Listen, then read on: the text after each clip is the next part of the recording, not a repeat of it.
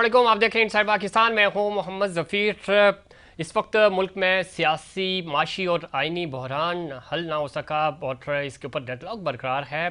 Parliament और अदलिया जो है आमने सामने हैं। इस हवाले से चूँकि पंजाब में इलेक्शंस के हवाले से वाज़ी हुक्म था और आइन कानून के मुताबिक फ़ंड जारी करने थे, डेडलॉक बरकरार है और फ़ंड्स आज भी ना मिल सके इलेक्शन कमीशन को। पंजाब में इलेक्शंस होंगे नहीं होंगे, गैर यकीनी की सूरत हाल बरकरार है। और पिछले एक साल से मुसलसल हम देख रहे हैं कि मामलात जो हैं वो आइनी तौर पे, माशी तौर पे तो बहरान था ही, आइनी तौर पे भी चीज़ें अब हुकूमत के हाथ से निकलती जा रही हैं। हुकूमत एक तरफ दावे कर रही है आइन और कानून की बालादस्ती की, 50 साल आइन की जो 50 साल मुकम्मल हुए हैं उसको तो सेलिब्रेट कर रही है, लेकिन प्रैक्टिकली जब हम देखते हैं तो वो सारी चीज़ें इसकी बरक्स नज़र आती हैं। जमहूरियत के दावेदार बड़ी पार्टी जो हैं वो ख़ुद आइन और कानून से फ़रार इख्तियार कर रही हैं। क्या वजह है और क्या पंजाब इलेक्शंस हो सकेंगे? इन्हीं ग्रैंड डायलॉग की बातें हो रही हैं। सिराजुल हक साहब बड़े एक्टिव नज़र आ रहे हैं। पस्से पर्दा कोई डायलॉग हो रहे हैं या नहीं हो रहे, एस्टेब्लिशमेंट इस तमाम मामले से इनकारी है, लेकिन पॉलिटिकल स्टेक होल्डर्स थोड़ा सा संजीदगी का मुजाहरा करते हुए बज़ाहिर नज़र आ रहे हैं। हक़ाइक़ क्या हैं, इस पर भी बात करेंगे। और इस पूरे अमल में हम देख रहे हैं कि पार्लियामेंट बालादस्ती की तो बात करती है, लेकिन इलेक्शंस कराना भी पार्लियामेंट और यानी आइन की बालादस्ती ही है। उससे क्यों जो इत्तेहादी जमातें हैं, हुकूमती इत्तेहाद है, वो दूर होती हुई नज़र आ रही हैं। साथ ही साथ आज इमरान खान साहब का बड़ा इंपॉर्टेंट बयान आया है कि इतला है हुकूमत ईद की छुट्टियों में ज़मान पार्क में ऑपरेशन करेगी। माजी में भी खान साहब इस तरह की बातें करते रहे और बाद में हमने देखा कि वैसा ही हुआ। इन चीज़ों को भी संजीदगी से नहीं लिया जा रहा और जो पाकिस्तान तहरीक इंसाफ के कारकुनान हैं, लीडरशिप है, उनके ऊपर भरपूर मुकदमात बनाए जा रहे हैं और ये सब कुछ निगरान हुकूमत के होते हुए और वफाकी हुकूमत भी बराह रास्त इसमें इन्वॉल्व नज़र आती है। यूसुफ रज़ा गिलानी साहब कह रहे हैं इत्तेहादियों से बातचीत कर रहे हैं, ख़ुद पाकिस्तान तहरीक इंसाफ से भी डायलॉग की बात कर रहे हैं वो, लेकिन एक तरफ डायलॉग की बात होती है तो दूसरी तरफ हुकूमत का जो रवैया है वो हमें सही नज़र नहीं आता। आपको माजी में भी याद होगा जब पुलिस लाइन पेशावर वाला सानिया हुआ था, उसके बाद APC में जाने के लिए पाकिस्तान तहरीक इंसाफ इसी हद तक तैयार हुई थी, लेकिन उसी वक्त रात को पाकिस्तान तहरीक इंसाफ के कारकुनान पंजाब से और उनकी लीडरशिप को गिरफ़्तार किया गया, जो कि हुकूमत के जो रवैये हैं वो बताते हैं कि एक तरफ वो मुज़ाकरात के लिए किसी हद तक नज़र आते हैं कि वो तैयारी कर रहे हैं, दूसरी तरफ वो इंतकामी कार्रवाइयों में मसरूफ़ हो जाते हैं। ये क्या वजह है और क्यों जो डायलॉग हैं वो आगे नहीं बढ़ रहे और पंजाब में क्या होगा, मुल्क किस तरफ जाएगा, इन तमाम इशूज़ पे बात करेंगे। हमें ज्वाइन किया है जनाब मोहम्मद हाशिम डोगर साहब ने, सीनियर रहनुमा है पाकिस्तान तहरीक इंसाफ के, साबिक़ वज़ीर दाखिला पंजाब। बहुत शुक्रिया डोगर साहब, प्रोग्राम में खुश आमदीद कहते हैं आपको। जी डॉक्टर साहब किस तरह देखते हैं? एक तो ज़रा हुकूमत इस वक्त हुकूमत और पार्लियामेंट जो है वो पार्लियामेंट और यानी अदलिया आमने सामने हैं, हल हमें कोई नज़र नहीं आ रहा। इलेक्शंस, सुप्रीम कोर्ट की वाज़ेह हिदायत हैं, उसके ऊपर भी अमल होता हुआ नज़र नहीं आ रहा है। आप किस तरह देखते हैं इस पूरी डेवलपमेंट को? जी बिस्मिल्लाहिर्रहमानिर्रहीम, बहुत शुक्रिया जी। देखिए, मेरा तो इसके बारे में बड़ा एक सिंपल पॉइंट ऑफ व्यू है कि पिछले साल अप्रैल से अभी तक ये जो मौजूदा हुकूमत है इसने एक भी कोई आईनी काम नहीं किया। हम तो इनको डे 1 से देख रहे हैं, इमरान खान साहब की अदम एतमाद से लेके जहाँ पे हमें एक वसी पैमाने पे सिंध हाउस में हॉर्स ट्रेडिंग नजर आई, तो उस दिन से ये बिला तवातर ये शुरू हैं हर वो काम करने के लिए कि जिससे कि किसान के आइन को सबोटाज किया जाए।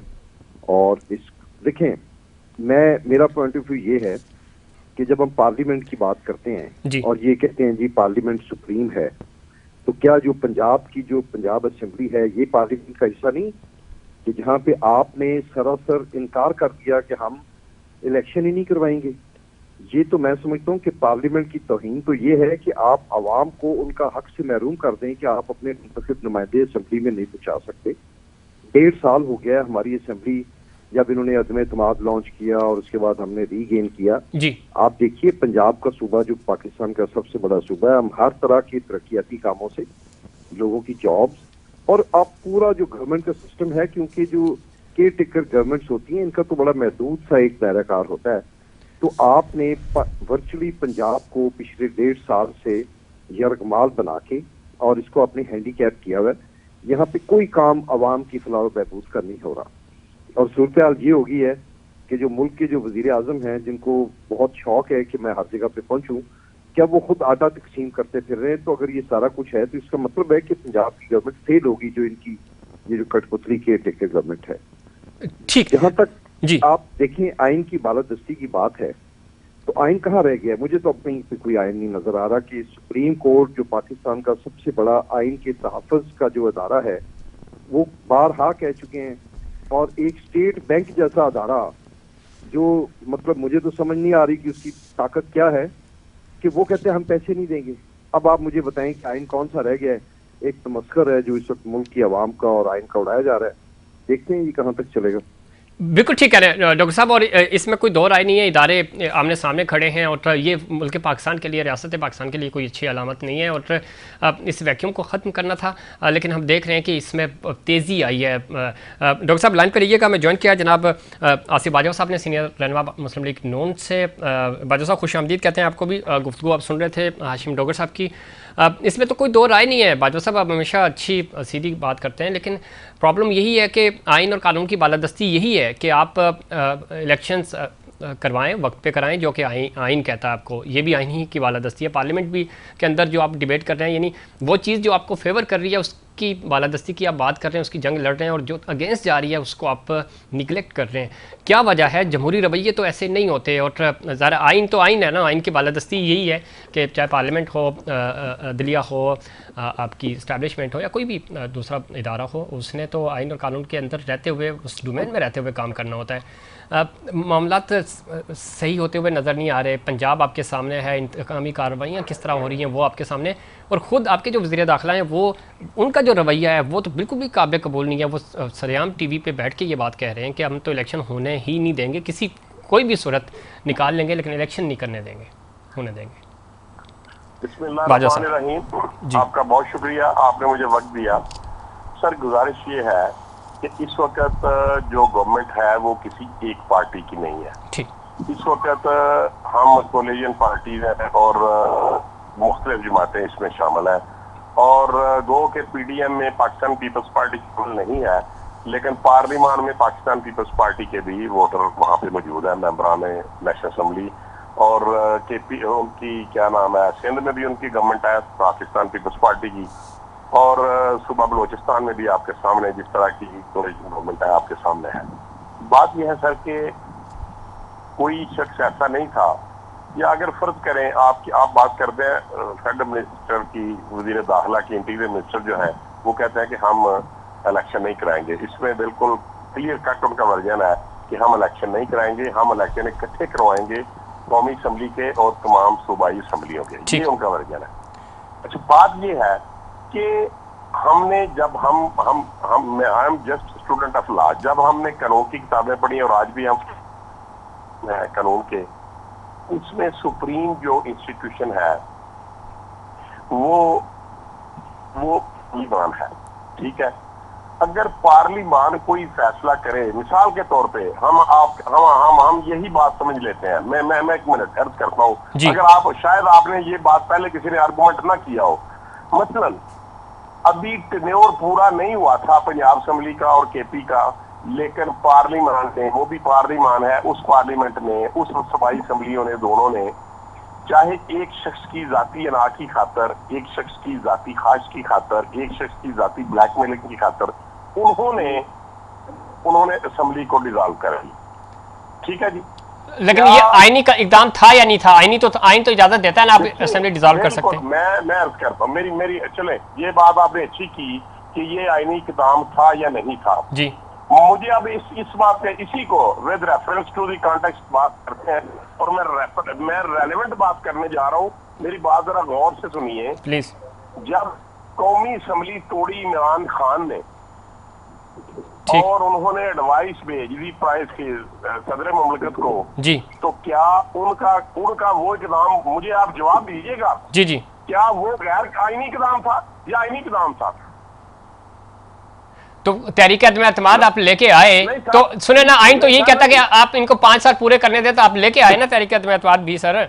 तो उस वक्त आपको क्या आदमी तुम्हारा लाना गैर आईनी काम था? आईनी काम था ना, तो ये भी आईनी है, तो फिर कबूल करें, आगे बढ़े। खान साहब ने अपना जी जी मेरा क्वेश्चन ये है जी जी कि इमरान खान ने असेंबली तोड़ दी, डिसॉल्व कर दी, ठीक है, लेकिन इसी सुप्रीम कोर्ट ने कहा कि गलत किया है, हम आपकी ये बात नहीं मानते।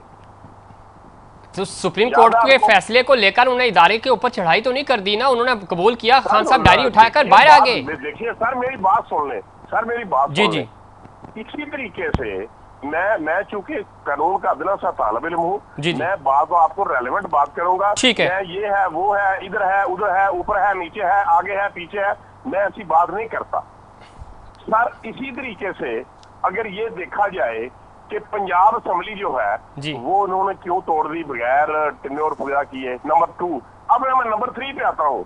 पाकिस्तान की तारीख गवाह है कि इससे पहले भी मियां नवाज शरीफ साहब की जब असेंबली तोड़ी गई उसको सुप्रीम कोर्ट ने बहाल किया, याद है आपको? मोहतरमा बेनजीर भुट्टो की असेंबली तोड़ी गई, उसको सुप्रीम कोर्ट ने बहाल किया।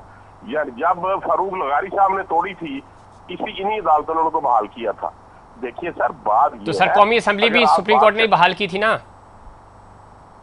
जी, कौमी असेंबली जिसके आपके वज़ीर दाखिला और आपकी ही के पार्टी के वज़ीर आज़म है, उसको भी तो कौमी असेंबली, हाँ बिल्कुल उसने बहाल की थी, ठीक है। तो अच्छा अब मेरी बात सुन लेना सर जी जी, अब बात ये है अगर क्या आइन ये नहीं कहता कि सारी सूबाई असेंबलियों के और नेशनल असेंबली के जो इलेक्शन है वो इकट्ठे होंगे, एक दिन होंगे? नहीं, आइन नहीं कहता, आइन नहीं कहता। और पाकिस्तान में तारीख में पहले इलेक्शंस बाजवा साहब अलग अलग तारीखों पे होते थे, यानी कौमी असेंबली के अलग होते थे, नेशनल अपने सूबाई असेंबलियों के। जी जी, ये फिर अमेंडमेंट आई मेरी। देखिए सर 1952 का आइन भी आया, 1958 का आइन भी आया, ठीक है जी, लेकिन 1973 का कॉन्स्टिट्यूशन प्रवेल करता है और उसमें जो अमेंडमेंट्स हुई हैं, 18वीं तरमीम हुई है, ये सारी बातें जब आप बात करें तो फिर सारी बातें आपको जहन में रखनी चाहिए सर। बाजवा साहब जहन में है ये बातें, मैं आपकी इस बात से, और फेडरेशन की जो हम कहते हैं ना कि एक इकाई मुतासिर ना हो और बजट कम लगे, ये सारी बातें वैलिड हैं, लेकिन इसके लिए हुकूमत तैयार भी तो हो। कि खान साहब तो कहते रहे कि आए एक डेट दे दें, अक्टूबर में करवा लें, नवंबर में करा लें, तो आप तो इलेक्शन कराने को ही तैयार नहीं है ना। नहीं सर नहीं, किस खान साहब की आप बात करते हैं सर? उस खान साहब की जिन्होंने आज तक जिस एक बात, मैं डॉक्टर साहब मैं आपकी तरफ आ रहा हूँ, ये एक मिनट इनको कंप्लीट कर दें जी। स्टैंड नहीं लिया, हमेशा यूटर लिया। अभी जो आप रिसेंट चली है, जो जमात इस्लामी के सिराजुल हक साहब ने बात शुरू की है, आज पीडीएम के मुखालफत में जो उनकी पीटीआई के जो लीडरान इकराम है, हर शख्स का अपना अपना लहरा वर्जन है, कोई किसी एक बात पे वो स्टैंड ही नहीं कर रहे। कभी वो कहता है ऐसे हम बात नहीं करेंगे, कभी वो कहता है हम वैसे बात नहीं करेंगे, कभी वो कहता है सर हुकूमत अपर हैंड होती है। मेरी बात सुनिए सर, जब आपने टेबल पे बैठना है तो फिर आपको अनकंडीशनल आना पड़ेगा।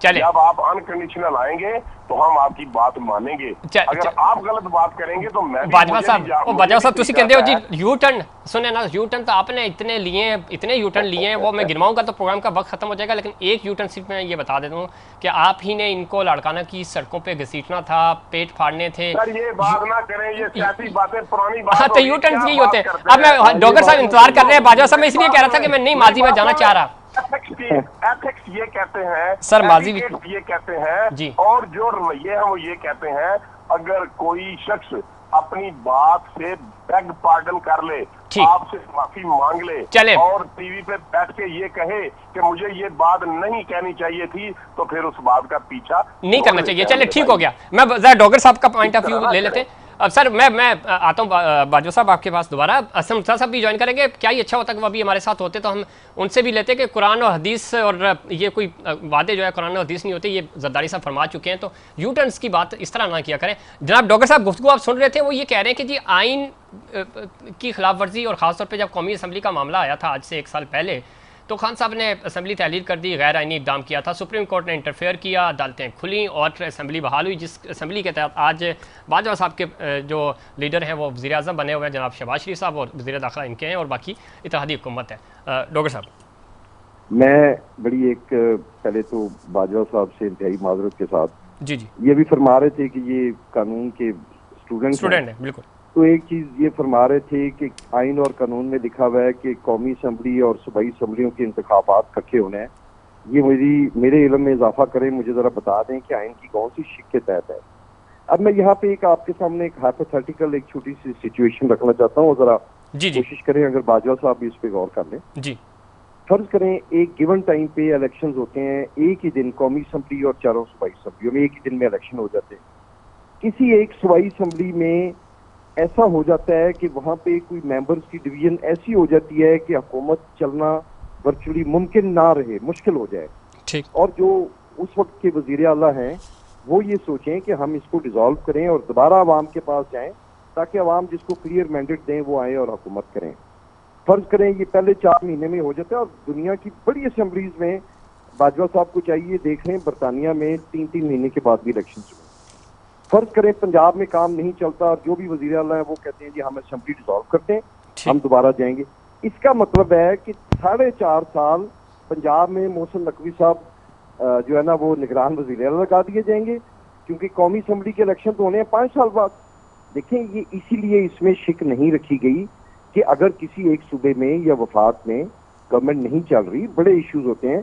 अब ये कह रहे हैं कि जी एक शख्स ने अपने जाती अनाज की वजह से, भाई हम पूरे 186 थे, रोज हम टीवी पे देखते थे राना सनाउल्लाह अता तारक साहब आके पंजाब असम्बली के अंदर बैठे हुए हैं, बराजमान है कि हम इनके कुछ बंदे तोड़ लेंगे। ये कोई हुकूमत होती है? इस तरह हुकूमत वो होती है जो क्लियर मैंडेट के साथ आए ताकि वहां पे हॉर्स ट्रेडिंग और बाकी चीजें ना हो और हुकूमत चले। ये कतई तौर पे हुकूमत उस वक्त नहीं चल रही थी जिस वक्त ये डिसीजन लिया गया कि आए अवाम के पास चलते हैं। मेरा अगला सवाल ये है कि ये तो इतनी बड़ी जमात है नून लीग, जिन्होंने 2/3 अक्सरियत भी पाकिस्तान में शायद जुल्फकार अली भुट्टो साहब ने दी थी और उसके बाद मियां नवाज शरीफ साहब ने दी है। ठीक है। आज तो यकीन करें ये इलेक्शन के नाम से ऐसे भाग रहे हैं कि जैसे कोई छोटा बच्चा जो ना स्कूल के नाम से भागता है कि अम्मा मुझे जो मर्जी सजा दे दो, मैंने स्कूल नहीं जाना।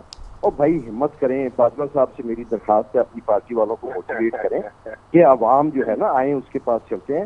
ना आप मेरी बात सुने, ना आप किसी और की सुने, अवाम की सुने। अवाम की सुनने से ये क्यों इतना कतरा रहे हैं? मुझे जरा काइंडली मेरे डॉक्टर साहब बाजवा साहब तो टिकट के स्ट्रॉन्ग उम्मीदवार हैं। वो कहते हैं टिकट से इस दफा तो शेर धाड़ेगा, वो तो दावेदार हैं। और धाड़े तो सही थी 14 मई को आए ना, जरा देखते हैं। चले डॉक्टर साहब जरा ये बाजवा साहब कुछ इनपुट। आशिम डॉक्टर साहब मेरे छोटे भाइयों की तरह है, ये बड़े जेंटलमैन है, मैं इनको जानता हूँ, ये शायद मुझे नहीं जानते, लेकिन जब कभी मुलाकात होगी तो फिर इनको पता चलेगा। ये बड़ी खूबसूरत बातें करते हैं, बड़े अच्छे आर्गूमेंट देते हैं। लेकिन आशिम डॉक्टर साहब आप छोटे भाई हैं, मुझे एक बात का जवाब दें कि जब आपकी गवर्नमेंट थी मरकज में तो हम रोजाना कहते थे कि आप री इलेक्शन करवाएं, इस्तीफे दे दें, चले जाएं। तो एक आदमी है हजरत अल्लामा जनाब सैयद, क्या मैं उनको कहूँ, शेख रशीद साहब, वो फरमाते थे कि ये इमरान खान 5 साल तुल के पूरे करेगा और एक दिन भी पहले इलेक्शन नहीं करवाएंगे। याद है आपको? मैं और किसी की बात नहीं करता। ये तो देखें बाजवा साहब, आप समझदार आदमी हैं। अगर आप मुझे खुद मेरे बारे में कह रहे हैं तो I have all my respect for you ji, और मैं निहायत इज्जत के साथ चाहूंगा, बड़ी अच्छी बात है। नहीं आप बड़े इमोशनल हैं, आप छोटे भाई हैं मेरे, आप बड़ी हमेशा अच्छी बात करते हैं। शुक्रिया बाजवा साहब। मेरी गुजारिश है कि पॉलिटिकल स्टेटमेंट्स जो है ना जी, ये होती हैं। जैसे अभी आपने खुद फरमाया कि यू टर्न लेना बुरी बात नहीं है, मैं डे 1 से कहता हूँ कि यू टर्न लेना बुरी बात नहीं है। उसकी वजह ये कि आप फर्ज करें आपने कोई कदम उठाया है और आपको दूसरे तीसरे दिन एहसास होता है मैंने ये कदम गलत उठाया है, तो इसमें ना शरई तौर पे ना इखलाकी तौर पे कोई अमर माने नहीं है। हम तो बच्चों से भी सॉरी कर लेते हैं अगर हम बच्चों से कोई गलत बात कर लें, तो इसलिए ये यू टर्न ये वो मैं इन चीजों पे नहीं जाता। मैं चाहता हूँ कायम की बालादस्ती हो। खुद फरमा रहे हैं कि हमने इमरान खान साहब ने असम्बली डिसॉल्व करने का भेजा, उनको प्रेसिडेंट साहब को रेफरेंस भेजा। अगले दिन सुप्रीम कोर्ट ने अदालत लगा के उन्होंने कहा जी ये कदम गलत है। आप मुझे बताएं कि वजीर आज़म इमरान खान जो उस वक्त मौजूद थे, आज भी सबको पता है कि उन्होंने एक डायरी उठाई और अपने घर चले गए। कहाँ पे उन्होंने वो लोगों को बोला कि आप सड़कों पे आए, हम ये असम्बली नहीं जाने देंगे। देखिए अब तो मैं बाजवा साहब को मिसाल दे रहा हूँ, अब तो वो सूरत हाल पहले भी 1-2 दफा मैं दे बैठा हूँ।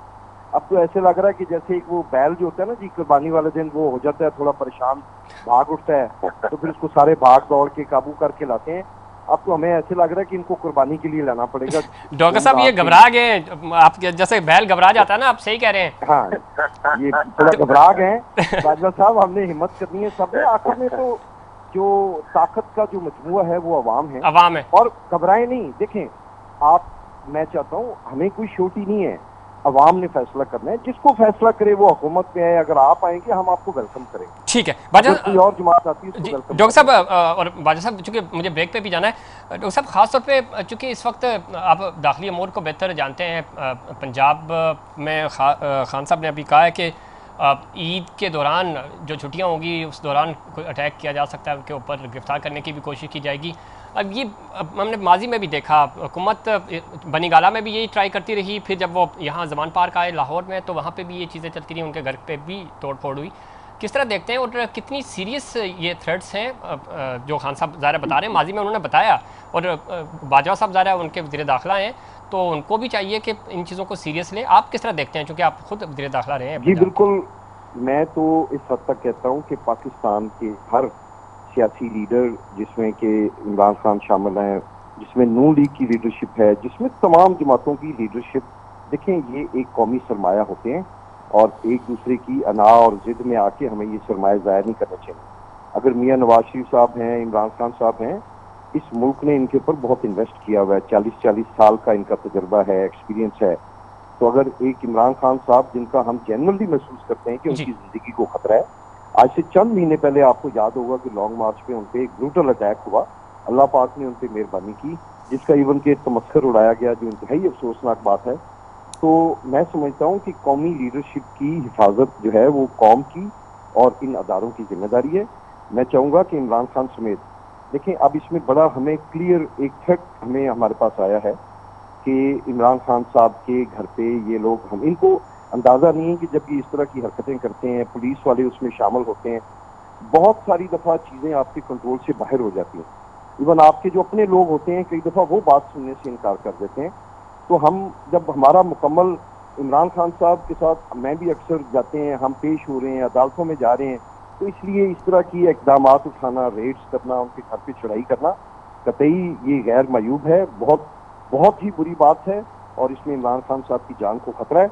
और मैं आपको बता रहा हूँ ऑनेस्टली कि इमरान खान इस वक्त मुल्क के करोड़ों अवाम के लिए रेड लाइन है, और ये खुदा न खास्ता ये बहुत बड़ा सानिया होगा जो शायद पाकिस्तान की जो है ना जी, ये आपकी जोग्राफियाई हदूद और आपकी जो मुआशरती हदूद इसको अफोर्ड ना कर सके। ठीक, बिल्कुल दुरुस्त निशानदेही कर रहे हैं और ज़रूरी भी है। आपने अच्छा है, आपने बेहतरीन बात की, चाहे वो पाकिस्तान पीपल्स पार्टी की लीडरशिप हो, नवाज शरीफ साहब हों या कोई भी, तो लीडरशिप को थ्रेट्स होती हैं, उनको सिक्योरिटी देना हुकूमत वक्त की जिम्मेदारी भी होती है। बाजवा साहब, सेंसिटिव मामला है, जिस तरह डॉक्टर साहब निशानदेही कर रहे थे, इस चीज़ को सीरियस लेना चाहिए। खुदा न खास्ता किसी नुकसान के बाद हमारी थोड़ी सी है पूरे इस खित्ते की एक कि हम चीज़ें जब हैपनिंग हो जाती है उसके बाद संजीदगी से लेते हैं, उससे पहले हम उन थ्रेट्स को सीरियस ही नहीं लेते। तो आपकी वफाकी हुकूमत है, इसके ऊपर कोई सीरियस ले रहे हैं? और ये सारा मामला हमने देखा कि जितनी भी अटैम्प्ट्स आपने की उसका बुनियादी तौर पे फ़ायदा इमरान खान साहब को गया, वो और हमदर्दियाँ उनको मिली, और ज़ाहिर उनके कारकुनान वहाँ पे बनीगाला में एक अरसे से बैठे हुए हैं, लाहौर में जमान पार्क में बैठे हुए हैं।